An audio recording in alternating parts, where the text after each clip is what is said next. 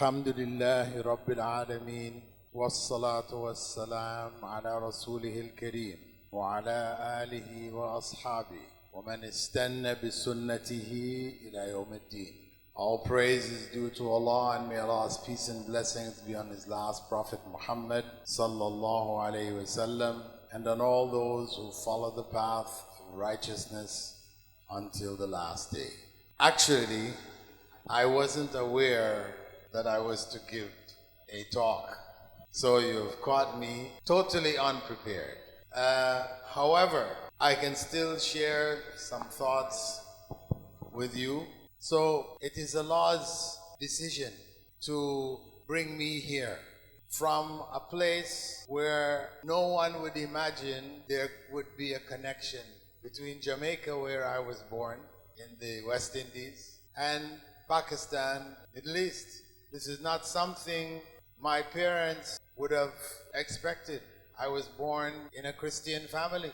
If someone had told my parents at the time of my birth in Jamaica that I would become a student of knowledge for the religion of Islam, write books, set up schools, spread the message of Islam to many parts of the world, they would have said, this is impossible.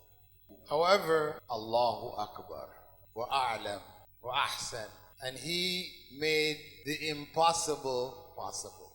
So from my experience, you should extract, if you don't leave here with anything from what I said, you don't remember anything from what I said, if you just take with you at least that Allah can make the impossible possible.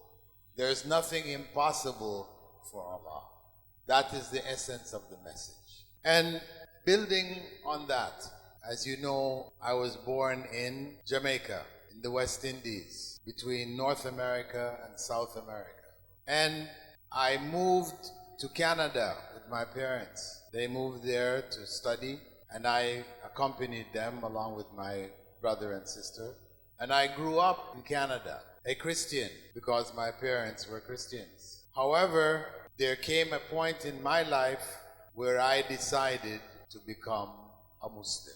I grew up, as I said, a Christian, but Christianity was only a ritual. The rituals that were connected with Christianity, I did them, but I never understood, I never believed that Jesus was God, because that is a basic principle in the faith, Christianity. I didn't believe He was a God or that He wasn't a God. It was being said, but it went through one ear, came out the other ear. So I grew up with no knowledge of Islam. Not even the word Islam. I didn't know it. It wasn't in my vocabulary. Nobody used it. So I had no understanding of Islam at all. When I went to university, I studied under Jewish professors who promoted the ideas of Marx and Engels, that is communism. They promoted the ideas of communism, where people were treated equally and the wealth of society is distributed fairly among the citizens. So while studying in the university, I decided to become a communist. Communism denies the existence of God, while speaking about equality of human beings and fair distribution of wealth. It has the core principle that God, belief in God, is only a trick which the oppressors play on the oppressed to keep them oppressed, so they can look up to God and hope for God and remain oppressed. So they looked at it, they called it, religion is the opium of the masses, drugs of the masses. So I became a communist, preaching the ideas of communism, rejecting Christianity and rejecting the Western way of managing society, which is capitalism, where the powerful are rich and the weak are poor. So I taught and promoted ideas of Marx and Engels, communist philosophers, etc. However, I had a doubt which Allah raised in my mind. A doubt why communism was inferior to capitalism in the goods that they produced, in the wealth that they had. Communism was inferior. The communist Russia, when they built cars were, like your rickshaw, your electric rickshaw coming from India. This is what was coming from the communist countries were of that standard. Whereas the capitalist countries were producing Rolls-Royce, and the cars of the rich, the super rich. This was a question that remained in my mind. Why? Why this distinction? So it caused me to look at other philosophies, to look at Buddhism, Islam, Shinto Buddhism, and a variety of other religions and ways of thinking in different parts of the world. I started to look at them. Eventually, I came across a book called Islam, the Misunderstood Religion, and I read it, and in this book, the author compared the different religions and the different philosophies of building social systems that were being followed in different parts of the world. And after reading about the different views which were held and why they were held, etc., I concluded that all of the various views and ideas, etc., they all had some good in it. And at the same time, they also had weakness and bad elements. So they had a mixture of good and evil. What I found, as I said, was that there was good and evil in all of the systems except one. From my reading, research, all had good and evil except one, and that was Islam.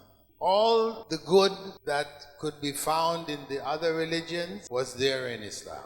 And all of the evil principles that could be found in the other systems and religions, etc., was not in Islam. So I had to conclude that Islam had to be the right choice. And I decided to become a Muslim. I learned prayers, principles, fasting, etc., and began to practice Islam in Toronto, Canada, because my family had moved there to study. And the people who I had available to learn from, because of course being a new Muslim, I had to learn how to pray, how to fast, everything. I learned from people like the common people from Pakistan. There were some Pakistanis there, from Egypt or from Syria or different parts of the Muslim world were there. But their knowledge of Islam was very limited.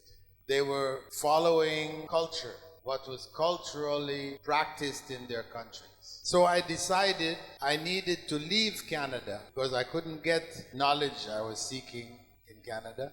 I needed to leave Canada and go back to the Middle East, to Medina, where Islam began, to study from there. And Alhamdulillah, when I made that decision, Madinah University had offered some scholarships to students from Canada at that time. They weren't offered before that, were offered at that time. This was Allah's qadr.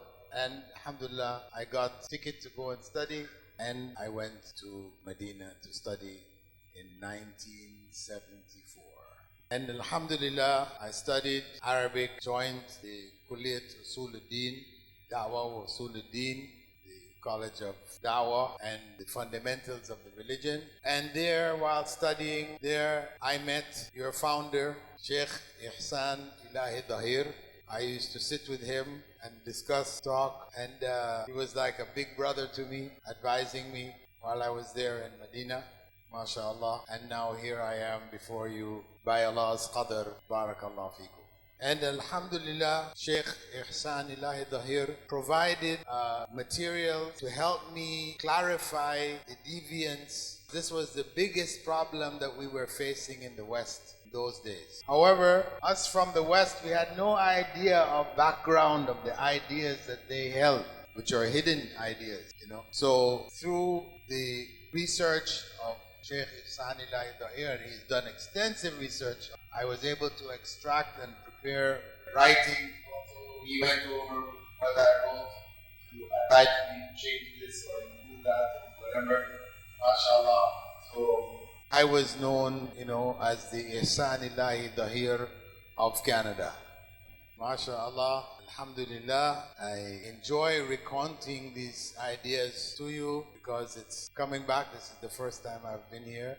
Coming back to the sources, some of the knowledge which I gained from Islam here, and I would encourage you all to share this knowledge because, of course, we know Prophet ﷺ told us, خَيْرُكُمْ مَنْ تَعَلَّمَ الْقُرْآنَ وَعَلَّمَ. The key of goodness, great goodness, comes in conveying the message. Gaining the knowledge, learning the Qur'an, Sunnah, etc. But then conveying that knowledge to others. This is the responsibility of those who Allah has given the opportunity to gain knowledge, as you all have here as students, etc.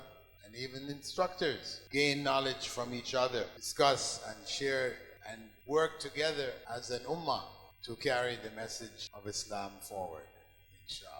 Alhamdulillah, I have given you the summary. Actually, the story is much longer than that. And it's on YouTube, My Way to Islam, etc. Given the lecture in a number of places. But, it was delivered over an hour. So there are a lot of other elements of the story that if you would like to find out more, you can go to YouTube and look for Bilal Philips, My Way to Islam, inshallah. So, alhamdulillah, the knowledge which I gained from studying in Medina, Riyadh, and teaching also in Riyadh, and teaching in United Arab Emirates and Ajman University, setting up departments of Islamic studies, etc. All of this knowledge I carried as a responsibility which Allah had placed on my shoulders. And so my life from that point of accepting Islam until today has been one of sharing that knowledge, passing it on to others. And this is something that each and every one of you should be committed, because we will be asked about the knowledge which came to us. If we only use it for making money or getting worldly things, focusing on worldly things, then this knowledge will not be a blessing for us. And only if we commit ourselves to convey this knowledge, then inshallah we will be pleased with having lived this life and what we will face in the next. And inshallah Allah will be pleased with us. Ameen.